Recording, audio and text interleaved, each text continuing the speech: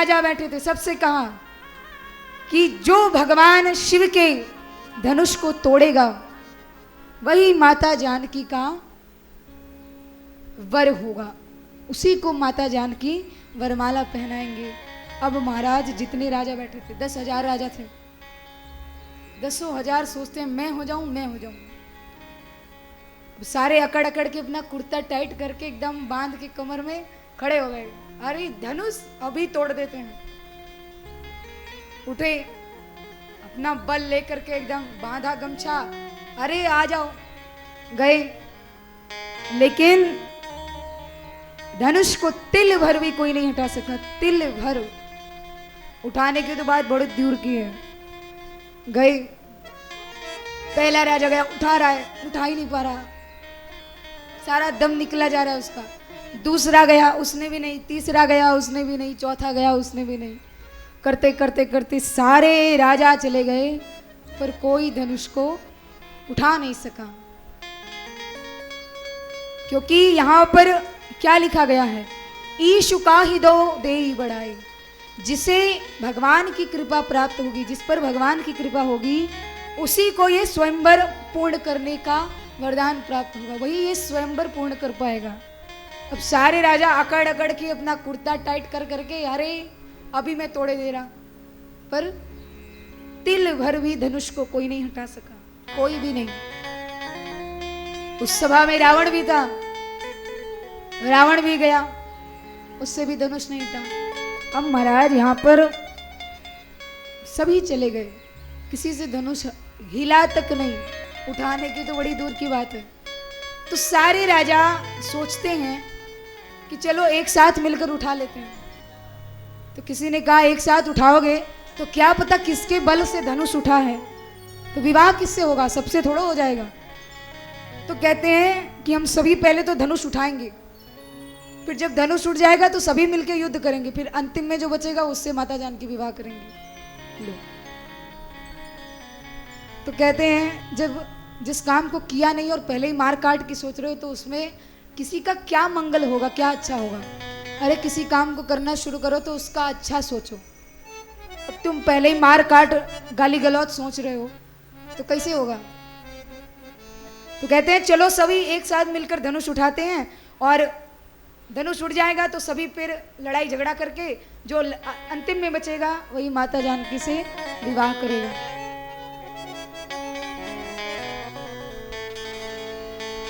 तो यहां पर भगवान राम बैठे हैं, लक्ष्मण बैठे हैं, विश्वामित्र बैठे हैं, और भी संत जन बैठे हैं, जनक जी बैठे हैं। जनक जी ने जब ये सब देखा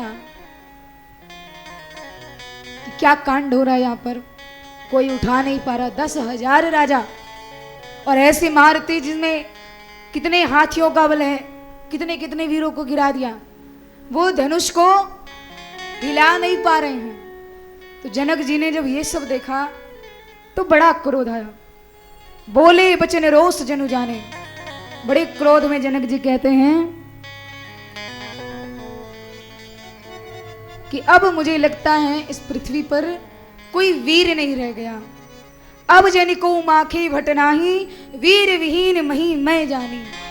वीर वीर के गढ़ राजा में किसे कहूं बलशाली है, आज मुझे विश्वास हुआ पृथ्वी वीरों से खाली है। कोई नहीं इस पृथ्वी पर वीर जो इस धनुष को उठा सके, जो मेरी प्रतिज्ञा पूर्ण कर सके, मेरे वचन का मान रख सके। मैंने जो प्रतिज्ञा ली, मेरा जो वचन है, मेरी जो अनुशासनता है, मेरा जो नियम है कि जब तक ये धनुष नहीं टूटेगा मैं अपनी बेटी का विवाह नहीं करूंगा, तो क्या मेरी बेटी हमेशा बैठी रहेगी। अब महाराज उसी सभा में लक्ष्मण जी बैठे थे। लक्ष्मण जी ने जैसे सुना कि कह रहे हैं अब जैनी को आंखें भटनाई, वीर विहीन मही में जानी, पृथ्वी पर कोई वीर नहीं रह गया। लक्ष्मण जी ने जनक जी को देखा और इतना क्रोध आया, माखे लखन कुटिल भय भौहे, रड़पट फरकत नयन रिसोहे। भवें तिरछी हो गई, आंखें लाल हो गई, और क्रोध में भरकर बड़े ऊंचे स्वर में लक्ष्मण जी जनक जी को कहते हैं कि सुनो जनक, रघुवंशिन मह जह कोई होई, रघुवंशिन मह जह कोई होई, तेहि समान यस कहीं न कोई, कहीं जनक जिस अनुचित बानी, विद्यमान रघुकुल मनि जानी, जो तुमरे अनुशासन पावो, कंदुक इव ब्रह्मांड उठावो, काचे घट जिम डारो फोड़े, एको मेरु मलुक जिम तोड़े, तब प्रताप महिमा भगवाना, को बापुरो पिनाक पुराना, कमल लाल जिम चाप चढ़ावो,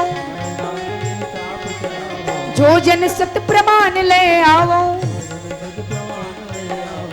लखन सकोप बचन जे बोले,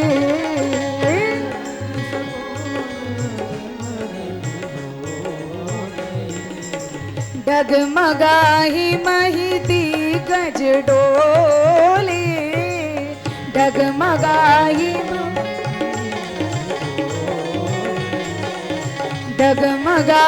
मही दिग्गज डोले, डगमगाही।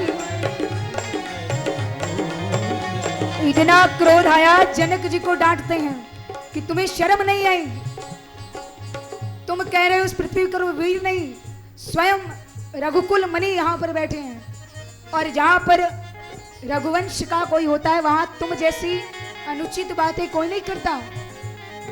अरे धनुष, मुझे अगर आदेश मिल जाए तो मैं गेंद के समान इस ब्रह्मांड को उठाकर फेंक दूं, कमल के डंडी के समान इस धनुष को तोड़ के फेंक दूं, तब प्रताप महिमा भगवाना।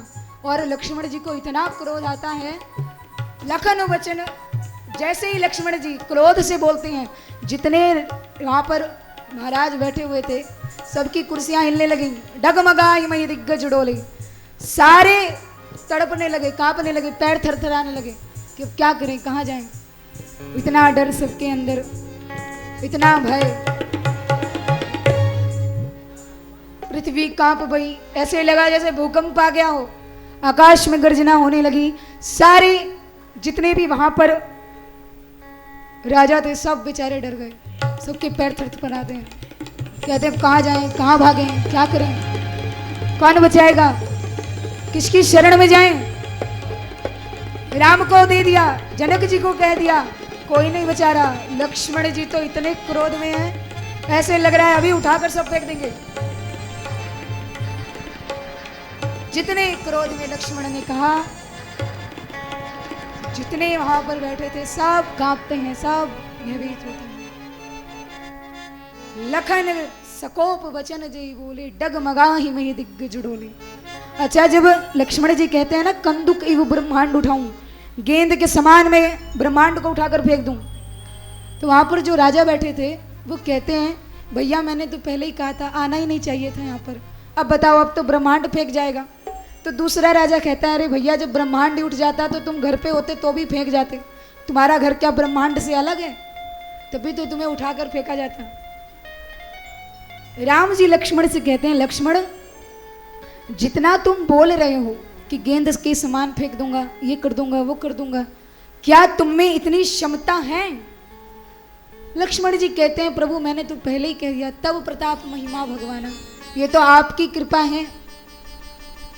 भक्त को हमेशा भगवान का अहंकार होता है कि मेरा प्रभु, मेरा इष्ट मेरे साथ है। लक्ष्मण जी कहते हैं मैंने भी आपके अहंकार में आकर आपका सानिध्य पाकर ही बोला, वरना मैं कहाँ कुछ करने वाला। राम जी कहते हैं अच्छा। तो यहाँ लक्ष्मण जी को बड़ा क्रोध आता है, तनमना उठते हैं, सबको डांटते हैं। जनक को कहा कि जनक तेरी हिम्मत कैसे हुई ऐसे बोलने की कि अब पृथ्वी पर कोई वीर नहीं रह गया? क्या तुमने मेरे राम को नहीं देखा? क्या तुम हमारे रघुवंश को नहीं जानते? यहां जनक जी भी चुप, क्या करें, सारा शांति हो गई। अब महाराज यहाँ पर विश्वामित्र जी जब देखते हैं सारा माहौल तो एकदम गर्मा गर्म हो गया, सब डरे हुए हैं, सब भयभीत हैं।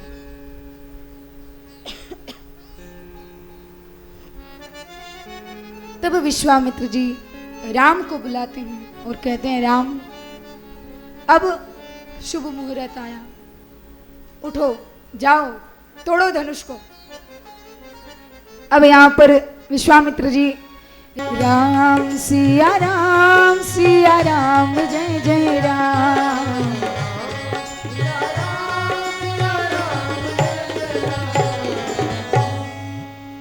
उठऊ राम भंजऊ महु चापा, मेटऊ तात जनक परितापा, सुनि गुरु वचन चरण सिरुनावा, हर्ष विषाद न कछ उरावा, ठाड़े भय उठ सहज सुभाए, ठवरी जुबा मृगराज लुभाए।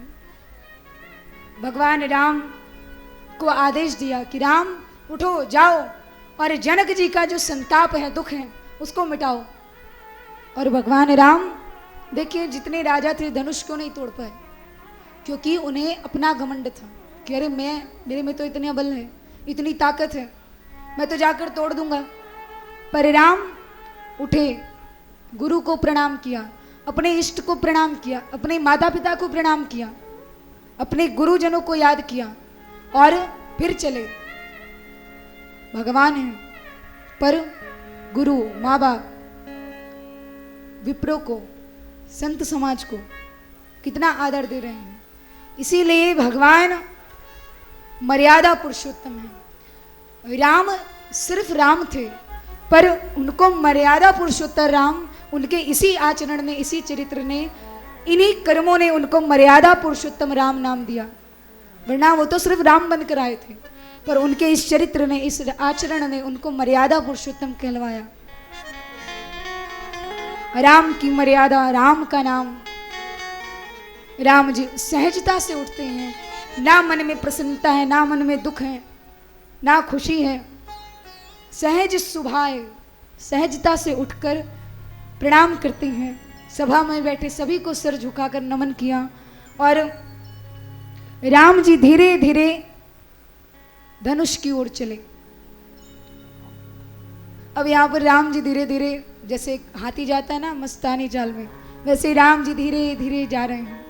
जनक जी को भी डर लग रहा है कि अरे क्या ये बालक धनुष तोड़ पाएगा।